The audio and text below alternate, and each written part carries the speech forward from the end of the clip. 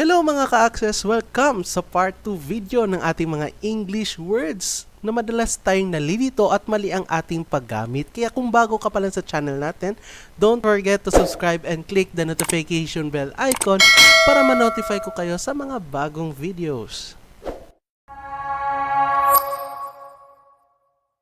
Pag-usapan na natin sa previous videos na may mga salita talaga na halos magkakapareho yung mga spelling pero magkaiba naman yung meaning. Kaya pag-usapan na natin ang iba pang mga salita na maaari tayong malito o kaya magkamali sa paggamit.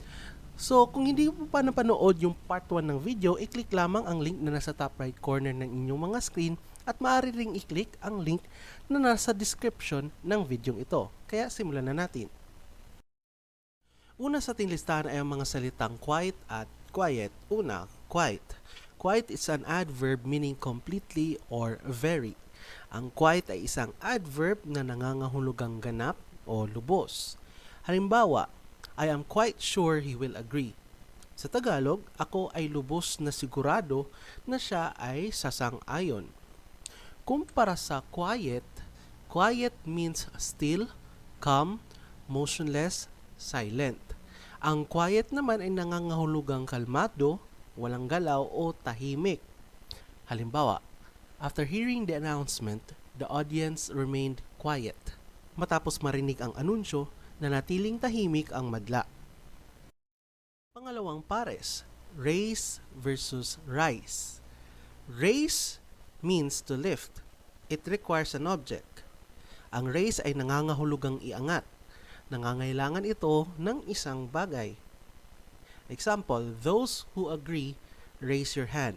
Sa Tagalog, sa mga sumasang-ayon, itaas ang iyong kamay.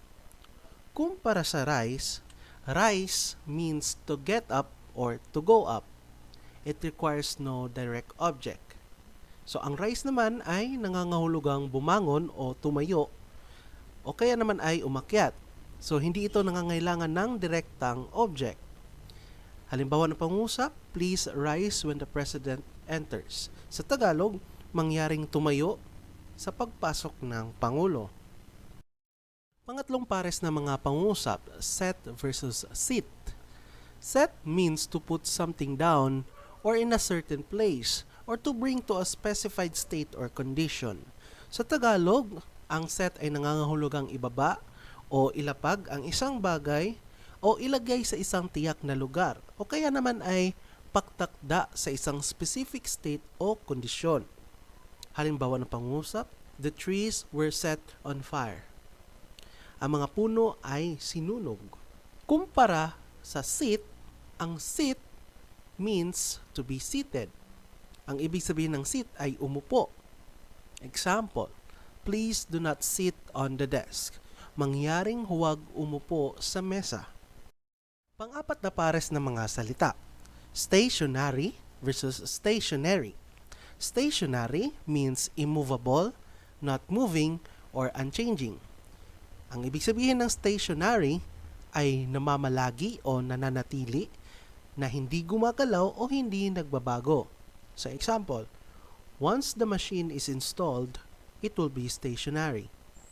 Kapag na-install na ang makina, ito ay hindi na magagalaw.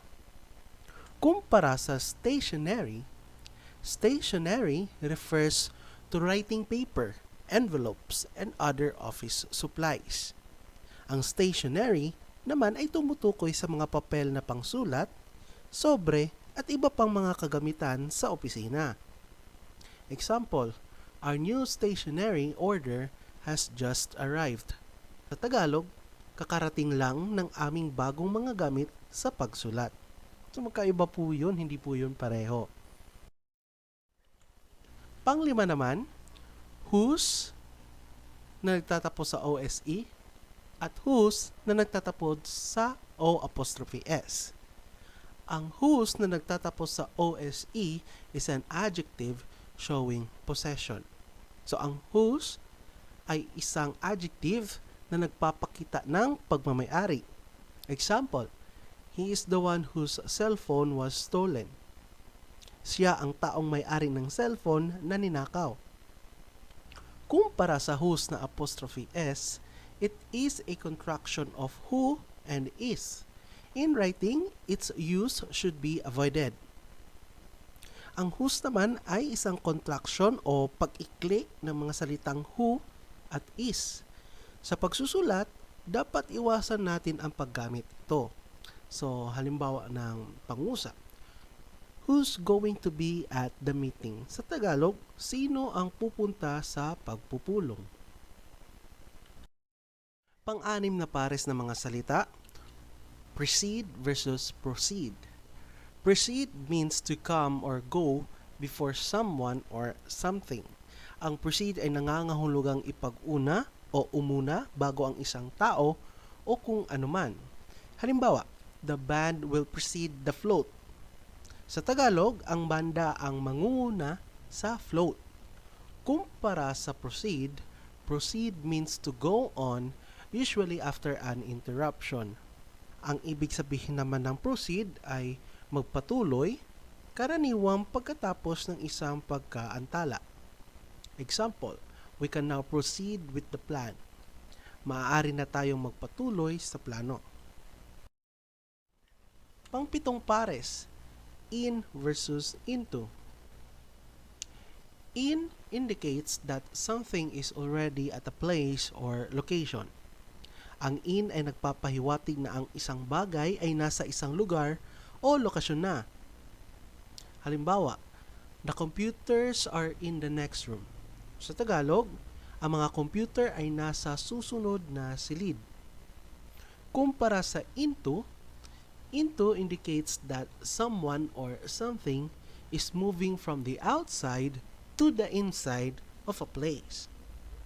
So ang into naman ay nagpapahiwatig na ang isang tao o isang bagay ay lumilipat mula sa labas patungo sa loob ng isang lugar.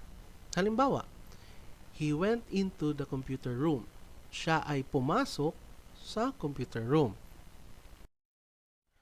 Pangwalong pares sa ating listahan, avenge versus revenge.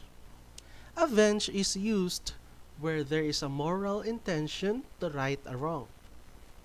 Sa Tagalog, ang avenge ay ginagamit kung saan mayroong isang moral na intensyon na itama ang isang mali. Halimbawa, I will try to avenge the injustice done to him. Sa Tagalog, susubukan kong ipaghiganti ang ginawang kawalan ng katurungan sa kanya. Kumpara sa revenge, revenge is a desire to inflict a punishment or injury. Sa Tagalog, ang revenge naman ay isang pagnanais na magpataw ng isang parusa o pinsala. Example, he is so angry that is going to seek revenge. Siya ay galit na maghihiganti. Pang-siyam naman, can versus may. Can means to be able to or capable of doing something. So, ang can ay nangangahulugan na makakaya o may kakayahang gumawa ng isang bagay. Example na pangungusap, he can operate the machine. So, he is able to. Sa Tagalog, kaya niyang magpatakbo ng makina. Kumpara sa may means to seek or give permission. So, ang may naman ay nangangahulugan na humingi o magbigay ng pahintulot. Example, he may operate the machine. So, there's an act of giving permission. So, sa Tagalog, siya ay maaaring magpatakbo ng makina. Pinakahuli sa ating listahan ay ang pinakapaboritong gamitin ng mga Pinoy, lalo na sa paglalaro ng mga mobile games, ay ang mga salitang log at lag. So, log na log means the trunk of a dead tree. So, it can also be a record of incidents or observations. So, sa Tagalog, ibig sabihin ng log ay troso ng isang patay na puno at maaari ring itong isang talaan ng mga insidente or obserbasyon. So, example na pangungusap, she tripped over a fallen log. Sa Tagalog, nadapa siya sa isang nahulog na troso. So, kung gagamitin mo itong salitang log na log habang naglalaro, ibig sabihin nun, troso yung paglalaro mo. So, dapat yung gamitin natin na salita ay lag. Lag is a noticeable delay in something like video gaming. So ang lag naman ay isang kapansin-pansin na pagkaantala sa isang bagay. So halimbawa nga dyan ay paglalaro ng mga mobile games. So meron tayong example na pangungusap dyan. The lag during the game was due to slow internet connection. Sa Tagalog, ang pag-utay-utay ng laro kanina ay dahil sa mabagal na koneksyon sa internet. So, ang salitang lag na mayroong spelling na L-A-G ay dapat nating gamitin kung ikaw ay nadidismaya sa internet connection mo. So, kung may mga salitang nalilito ka pa rin o hindi mo alam kung ano ang tamang paggamit, i-comment mo lang sa video ito at pag-usapan natin. So don't forget to subscribe and click the notification bell icon para ma-notify ko kayo sa susunod na video.